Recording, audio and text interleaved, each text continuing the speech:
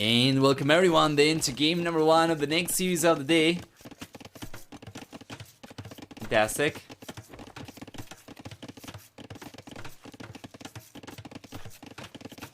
Let's update the brackets really quickly as well.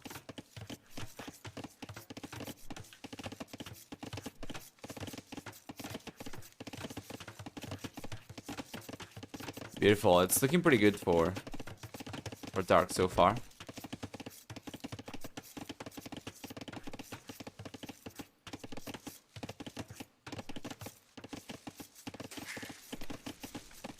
And what do we get for the first game of this series? Sebastian is already going for the stable, right?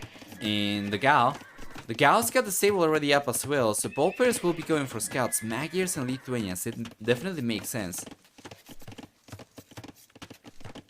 Of course, the units ultimately are going to be stronger for Lithuanians as long as you get access to relics. They are going to be stronger for Magyars if we get to the point where gold is out and Magyar Hussar can be potentially very strong. Or there's also the potential for cavalry archers for Magyars as well. So we'll see, but that's for very late into the game. 1001 things could happen between now and then.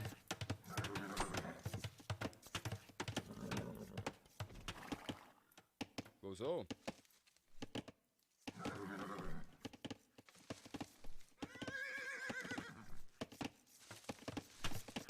Kaiser Giese.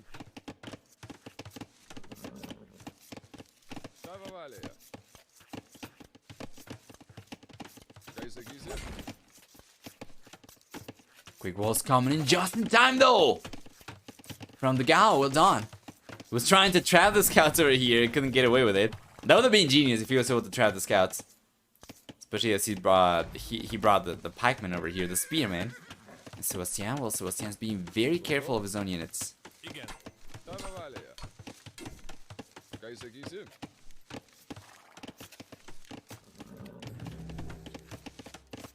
Archer range for the skirmishers coming up now for Sebastian as well. There we go. Nice villager pick over here. Nice opening for the Gao. That's going to be the first villager going down. He doesn't have losing 2 scouts in the process though. But it's probably going to be worth it. As long as he doesn't take any losses himself, it doesn't matter if he ends up losing his entire army. As long as he's able to get a bunch of villagers down, then he can just use some of his own villagers to try and keep the walls up. And make a play for the Castle Age. He's already been thinking of that as well. If you take a look, he's got almost enough resources to go up to the Castle Age. He's getting very close. So he'll be there very soon. I'm gonna need proof for that, Gaspanian, by the way. I don't know if I believe that.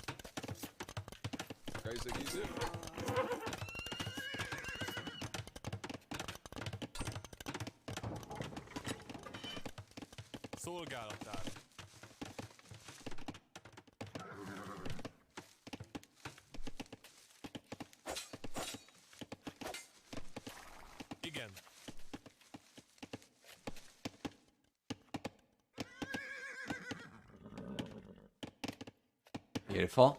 And Castle should be on the way for the Gao, Sebastian. Not particularly close. And he's got only 2 extra military units. You know what? This has been really good from the Gao. He does get with Lithuanians 150 extra food upon starting the game, although Magyars get forging. That's usually going to allow you to save some resources because your opponent needs to pay to go for forging, right? But the Gao's not gone for it, so he's just played. He's just played from the get-go for the Castle Age over here. Just trying to save his resources. He's going for archers right now, so we're going to see crossbowmen coming in. Interesting, Lithuanian crossbows against Magyars.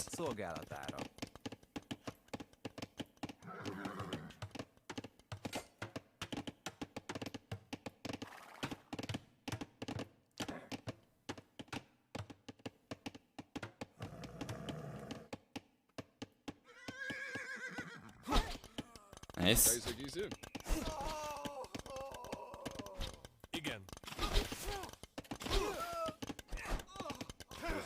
Well done. We see the archers coming out already. He's gonna start sending these out into the open, and we have some archers as well for Sebastian. But he does not have anywhere near enough. So the Gao should be in a good spot.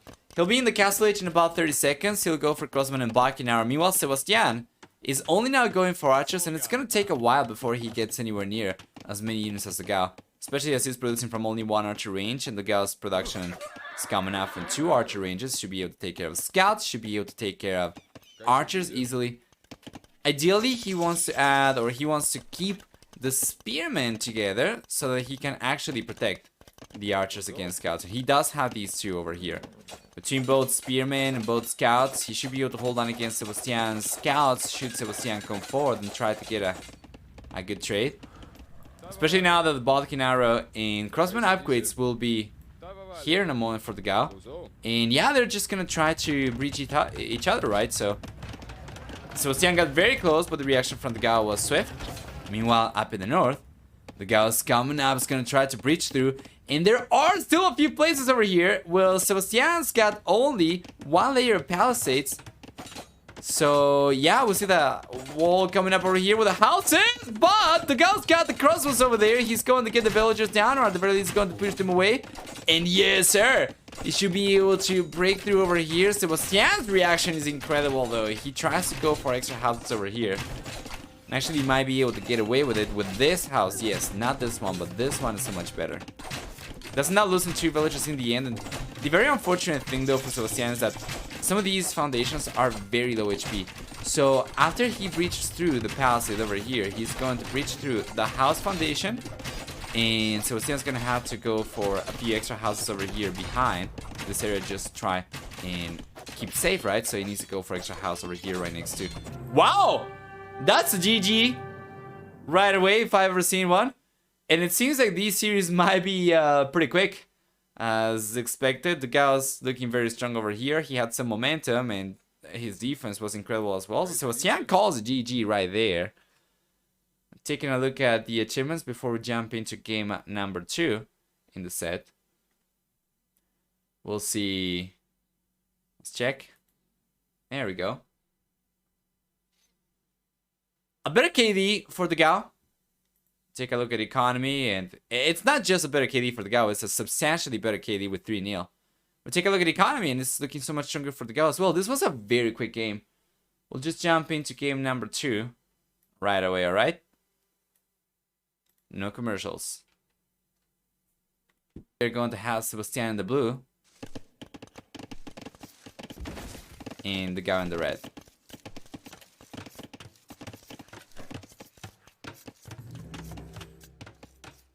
I have never lied. Yeah, well, I think I might know you did. So I don't know. I'm going to need some stats, some papers, some reports. Official data. I also have a cute puppy. That is true. I will not contest that. So what do we get for game number 2? Sebastian's making use of Britons. And the dogao's making use of Mayans, so we should see archer ranges come up for both players, and we have the archer range already up over here for the dogao. We have the archer range already up for Sebastian.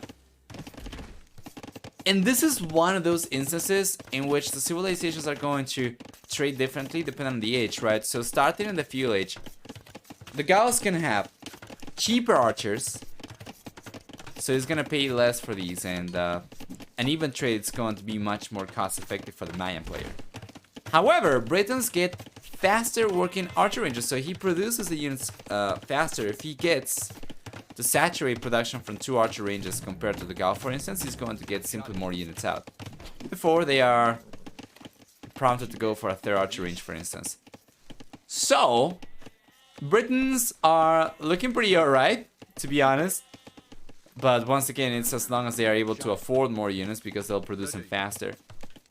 And that might not be the case because of the Mayans' stronger economy. So Mayans, on the other hand, they'll be paying less. They're going to get more bang out of the buck, so to say. And it's only going to be in the castle age that Britons are going to get the extra range on their archers, which makes them so good as long as you're able to take advantage of the extra range.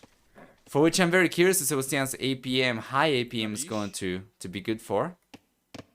Then the Britons are going to be very deadly. However, the Mayan discount for archers is going to double in the castle age already, going from 10% up to 20%. So we'll see. For the time being, though, it's the dogao putting pressure over here. He's got a few Eagle Scouts. And Sebastian's defense over here, consisting of mainly skirmishers, is going to work out pretty well. At the very least, he seems to be doing a really good job pushing the dogao away. And the dogau's going to start pumping some archers, some skirmishers, sorry, himself.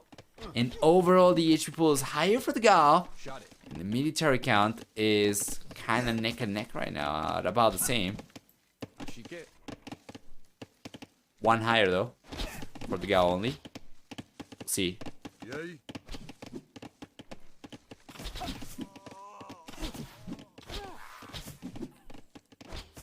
Don't forget that me and Zui are the biggest Shrek experts in the world, but are you the biggest humanity experts in the world though? That's the question. You're talking about human happiness.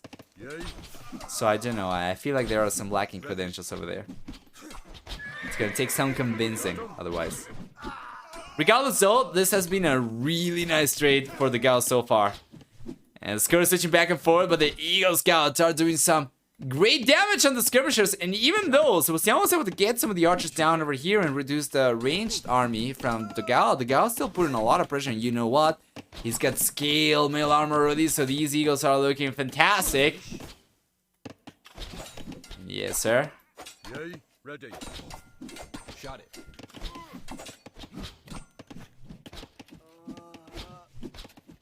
There you are. Mandatum.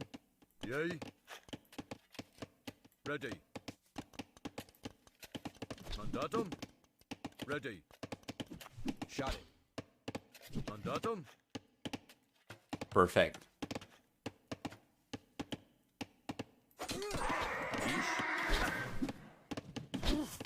Yay. Yeah, overall, the dogao still looking pretty decent.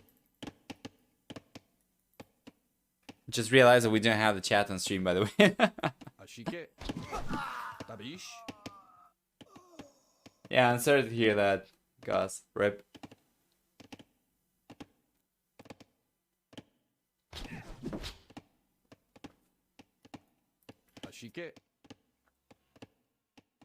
Castle is on the way now for the dogao as well. Boy, 2 times in a row, going up so much faster. Sebastian doesn't have anywhere near enough resources to go up.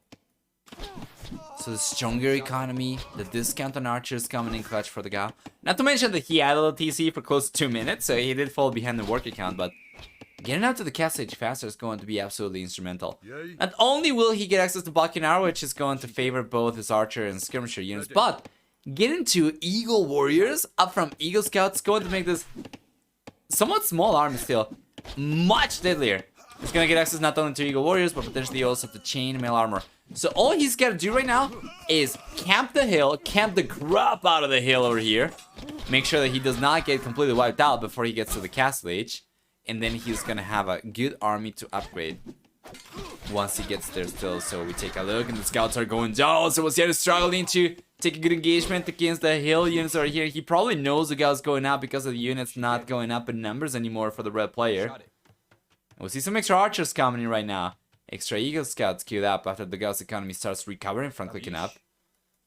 And Sebastian's trying to get a hold of the hill right now. We'll see if he can do it. He gets there. He gets onto the ridge. Ready. Yay. Ready. Yay. Shot it. Tabish. Mandatum. Yeah, and the GG's coming out right there. Dude, these games are so short. The dogao ends up getting the series over here 2-0, and we are just speeding through the sets. Let's take a look at the achievements over here before hopping out and jumping into the third series, the 4th round, which is going to take place between Slam and Kingstone. So taking a look at the military over here, we're going to see a very nice KD for the dogao, getting in the end a better than 4-to-3 KD ratio as well. As much faster uptime, of course. He was the only player going up. And economy was not quite as good compared to Sebastian, but it was to be expected as he was falling behind the work account as he was going out to the castle age. However, from that point onwards, it was going to be pretty difficult for Sebastian to keep on holding. So well played. The dogao takes this. And yeah, I'll just go back